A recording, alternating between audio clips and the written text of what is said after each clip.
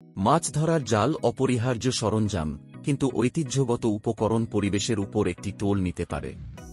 এই কারণেই পরিবেশ বান্ধব বিকল্পগুলি একটি বড় স্প্ল্যাশ তৈরি করছে।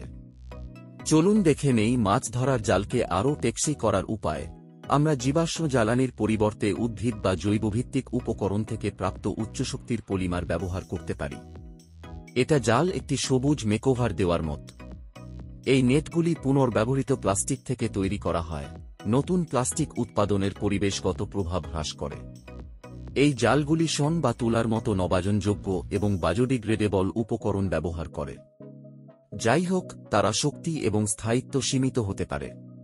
আবরণ এবং চিকিৎসা ক্ষতিকারক রাসায়নিক ছাড়া জালের স্থায়িত্ব এবং কর্মক্ষমতা বাড়ায়।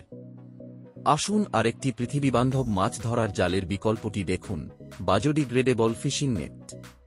প্রথমত, আমাদের কাছে উদ্ভিদভিত্তিক প্লাস্টিক রয়েছে। পলিল্যাকটিক অ্যাসিড (PLA) এর মতো বায়োডিগ্রেডেবল পলিমার থেকে তৈরি মাছ ধরার জাল কর্নস্টার্চ থেকে প্রাপ্ত কোন ক্ষতিকারক অবশিষ্টাংশ ছাড়াই প্রাকৃতিকভাবে সমুদ্রে পচে যায়। পরবর্তী, প্রাকৃতিক ফাইবার মিশ্রণ বিবেচনা করুন।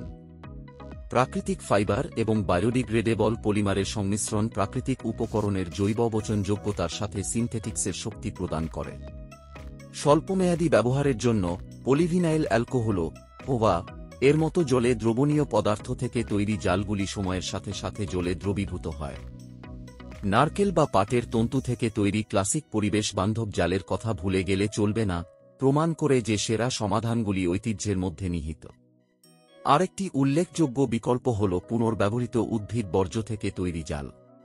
উদ্ভিদভিত্তিক পলিমার এবং কৃষি বর্জ্য থেকে প্রাপ্ত উপকরণ সহ জৈবভিত্তিক উপকরণ থেকে তৈরি মাছ ধরার জাল টেকসই বিকল্প সরবরাহ করে।